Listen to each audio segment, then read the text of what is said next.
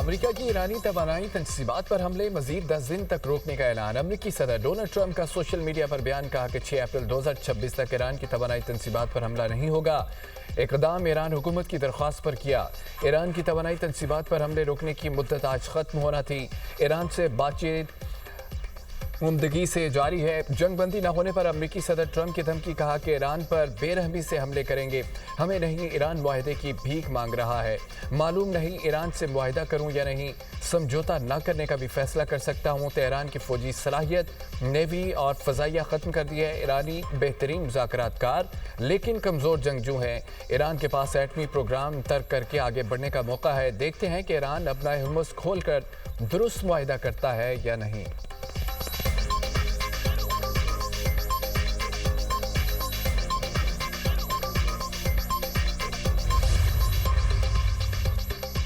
پاکستان کا امریکہ ایران جنگ بندی کی کوششوں میں کلیدی کردار۔ امریکی خصوصی ایلچی کے امریکی کابینہ اجلاس میں پاکستان کے کردار کی تصدیق۔ اسٹیو وٹکوف نے کہا ہے پاکستان امریکہ ایران کے درمیان پیغامات پہنچانے کا ذریعہ بن رہا ہے۔ ہم نے پاکستانی حکومت کے ذریعے امن کے لیے 15 نکاتی پلان پیش کیا۔ امن معاہدہ ہونے کے مضبوط اشارے ملے ہیں۔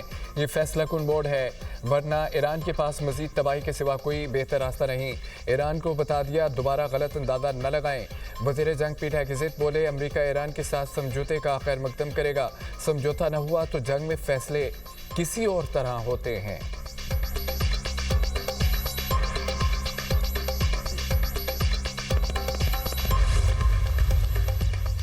15 نکاتی امریکی تجاویز یک طرفہ اور غیر منصفانہ قرار۔ ایران نے باضابطہ جواب دے دیا، تہران امریکی جواب کا منتظر۔ برطانوی خبر ایجنسی کے مطابق اعلیٰ ایرانی عہدیدار کا کہنا ہے کہ امریکہ حقیقت پسندی کا مظاہرہ کرے تو راستہ نکالا جا سکتا ہے۔ امریکی تجاویز صرف امریکہ اور اسرائیلی مفاد میں ہیں، ان میں ضروری تقاضوں کی بھی کمی ہے۔ اب تک مذاکرات کے لیے کوئی انتظام نہیں ہوا، لیکن سفارتکاری کا عمل ختم نہیں ہوا۔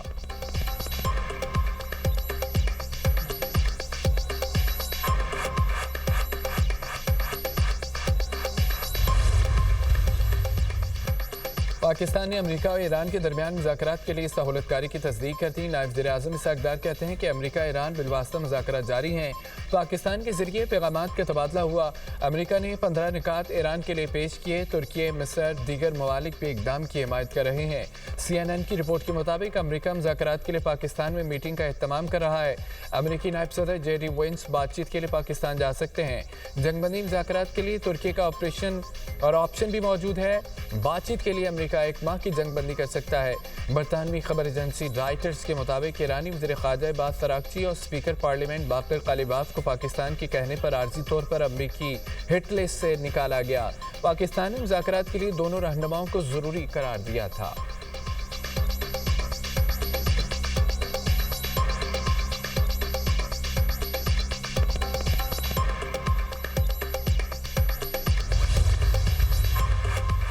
ایرانی وزیر خارجہ کا امریکہ پر دوہرا معیار اپنانے کا الزام۔ عباس اراغچی کہتے ہیں کہ اسرائیلی جارحیت درست ہے، ایرانی دفاعی اقدامات غلط۔ یہ دوہرا معیار ہے، عالمی قوانین کو اپنے فائدے کے لیے استعمال کیا جا رہا ہے۔ امریکہ غزہ میں اسرائیلی ناکہ بندی کی حمایت کرتا ہے۔ سیکیورٹی کے نام پر غزہ کی امداد میں رکاوٹیں کھڑی کی جاتی ہیں۔ وہی امریکہ ابنائے ہرمز میں ایران کے دفاعی اقدامات پر تنقید کر رہا ہے۔ ادھر عباس اراغچی سے قازقستان کے وزیر خارجہ کا رابطہ۔ مشرق وسطیٰ کی صورتحال اور علاقائی امن و استحکام پر تبادلہ خیال۔ قازقستان کے وزیر خارجہ کا جنگ کے خاتمے پر زور، کہا کہ امن و استحکام کی بحالی کے لیے کردار ادا کرنے کے لیے تیار ہیں۔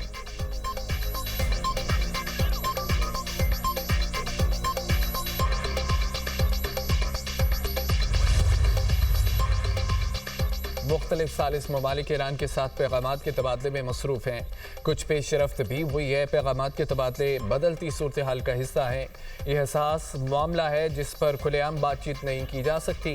امریکی وزیر خارجہ مائک روبیو کی صحافیوں سے گفتگو، کہا کہ ابنائے ہرمز سے توانائی کی ترسیل میں بتدریج اضافہ ہو رہا ہے۔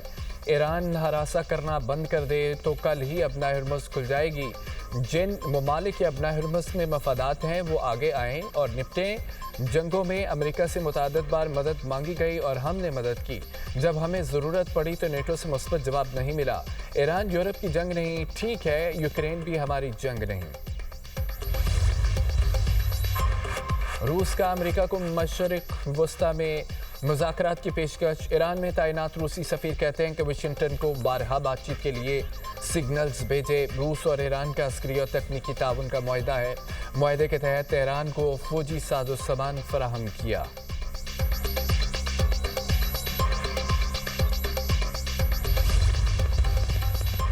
ایرانی پاسداران انقلاب کے نیوی کمانڈر علی رضا کو قتل کر دیا۔ اسرائیلی وزیر دفاع کا بڑا دعویٰ، امریکہ اور اسرائیل کی ایران میں بمباری، بندر عباس کے قریبی علاقے میں رہائشی عمارت تباہ ہو گئی۔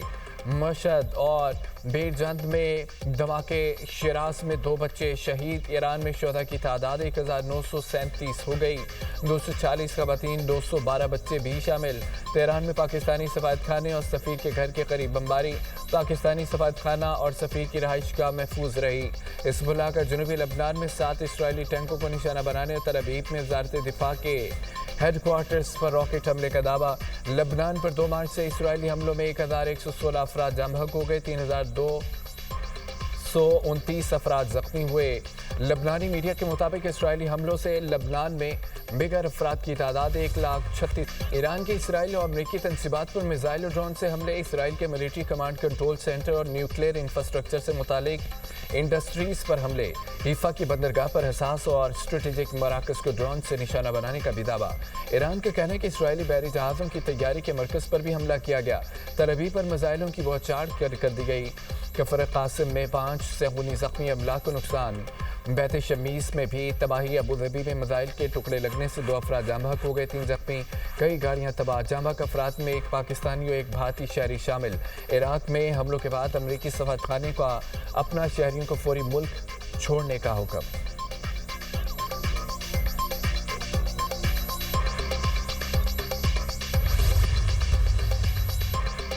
مشرق وسطی میں امریکی فوجی اڈوں پر بمباری، امریکی فوجی ہوٹلوں اور دفاتر میں منتقل ہونے پر مجبور ہو گئے۔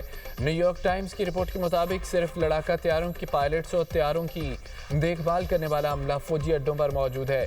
فوجیوں کو عارضی مقامات پر منتقل کرنے سے ٹرمپ انتظامیہ کی جنگی تیاریوں پر سوالات اٹھ گئے۔ خطے میں امریکی فوج کے زیر استعمال 13 فوجی اڈوں میں سے اکثر اب قابل رہائش نہیں ہیں۔ کویت میں اڈوں کو سب سے زیادہ نقصان پہنچا۔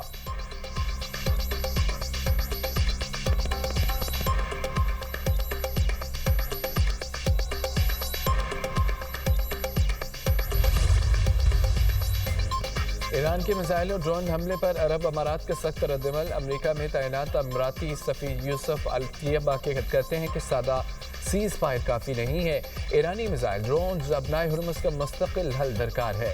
اماراتی صدر کے مشیر انور قرقاش کا بھی ایرانی حملوں پر 2 ٹوک موقف، کہا کہ ایرانی حملے کسی طور پر نظر انداز نہیں کیے جائیں گے۔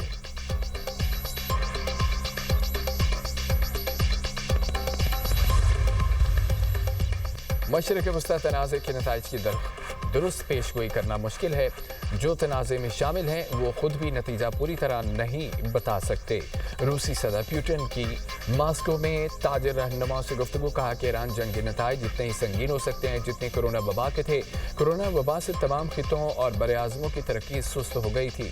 تنازع سے بین الاقوامی لاجسٹک پروڈکشن سپلائی چینز کو نمایاں نقصان ہو رہا ہے۔ نقصان سے ہائیڈرو کاربن، دھاتوں اور کھاد کی کمپنیوں پر دباؤ بڑھ رہا ہے۔ روس کو چیلنجز سے نپٹنے کے لیے مضبوط و متحد ہونا ہوگا۔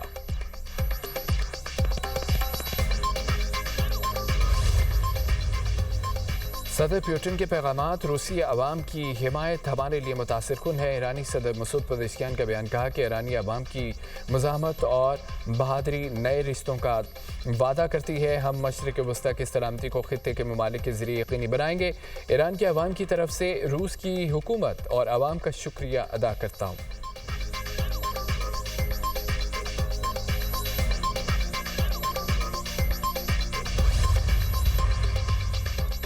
ایران نے ریڈ لائن عبور کر لی، خلیج تعاون کونسل کا تہران سے حملے فوری روکنے کا مطالبہ۔ سیکرٹری جنرل خلیج تعاون کونسل جاسم محمد البدوی نے کہا ہے کہ ایران کے حملے تعلقات میں تبدیلی کا سبب بنے۔ ایران جان بوجھ کر GCC ممالک پر براہ راست حملے کر رہا ہے۔ میزائل اور ڈرون حملے سے شہری اہداف کو نقصان ہوا، کئی افراد جاں بحق ہوئے۔ شہریوں پر حملے عالمی قوانین کی خلاف ورزی ہیں۔ GCC کو اپنے دفاع کا مکمل حق حاصل ہے۔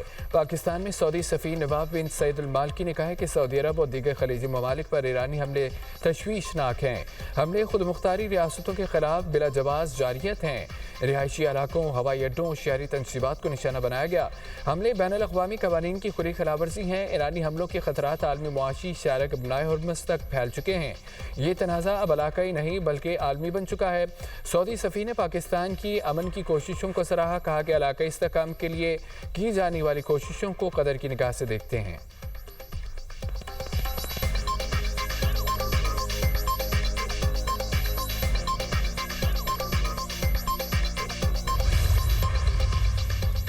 अमेरिका इसराइल की ईरान से जंग के दौरान मुआशी इस्तेहकाम और तवानाई बहरान का चैलेंज। इलाकाई चैलेंजेस के पेश नज़र कौमी इत्तफ़ाक़ राय को बरकरार रखने पर जोर।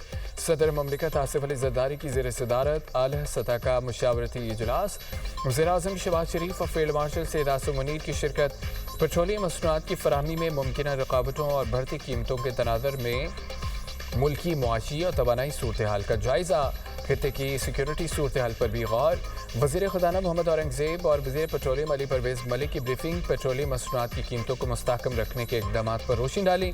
किफ़ायत शारी इक़दामात के ज़रिए माली नज़्म व ज़ब्त बरकरार रखने से मुतालिक जारी इक़दामात पर गौर किया गया। वसी तरह इलाकाई सूरत हाल पर भी गौर किया गया। सिक्योरिटी, मुआशी इम्कानात और ग़ज़ाई तहफ़्फ़ुज़ पर मुमकिन असरात का जायज़ा। मरबूत कौमी हिकमत अमली अपनाने पर जोर दिया गया। पॉलिसी फ़ैसलों में इस्तेहकाम को तरजीह, अवामी मफादात का तहफ़्फ़ुज़ यकीनी बनाने पर भी जोर। सदर ममलिकत से वज़ीर-ए-आज़म की मुलाकात। खित्ते की बदलती सूरत हाल और सालसी के मामलात पर बातचीत की गई। मुल्क की सलामती, कौमी मुआशी, सियासी सूरत हाल पर भी मुशावरत।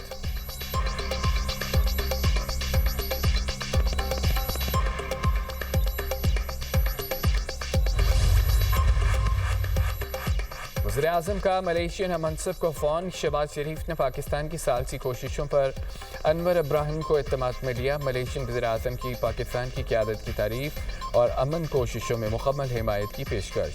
दोनों रहनुमाओं का खित्ते में कशीदगी कम करने के लिए राब्ते जारी रखने पर इत्तफ़ाक़। वज़ीर ख़ारजा इसहाक़ डार और तुर्क वज़ीर ख़ारजा का टेलीफोनिक राब्ता। इसहाक़ डार ने कशीदगी में कमी के लिए मुसलसल सफ़ारती कोशिशों की अहमियत पर जोर दिया। तर्जमान दफ्तर ख़ारजा के मुताबिक खित्ते में अमन इस्तेहकाम के लिए पाकिस्तान के अज़म का अदा। दोनों रहनुमाओं का करीबी राब्ते में रहने पर इत्तफ़ाक़।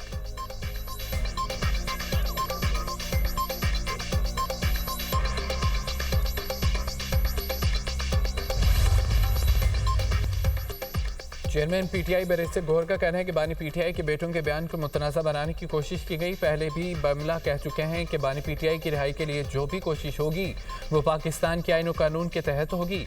बानी के बच्चों का हक है कि वो अपने वालिद की रिहाई के लिए आवाज़ उठाएं।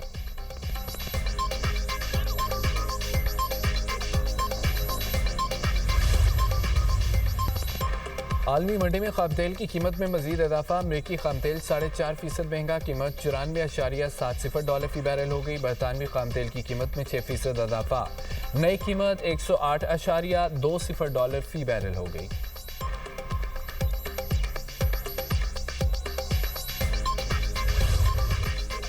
रावलपिंडी में शादी की तकरीब में हवाई फायरिंग करने वाली दुल्हन मुश्किल में पड़ गई। थाना मंदरा के इलाके में दुल्हन ने शादी के तकरीब के दौरान फायरिंग की। सोशल मीडिया पर वीडियो वायरल होने पर मंदरा पुलिस की कार्रवाई। दूल्हा और दुल्हन के खिलाफ मुकदमा दर्ज। दुल्हन गिरफ्तार, दूल्हा फरार। पिस्तौल बरामद कर ली।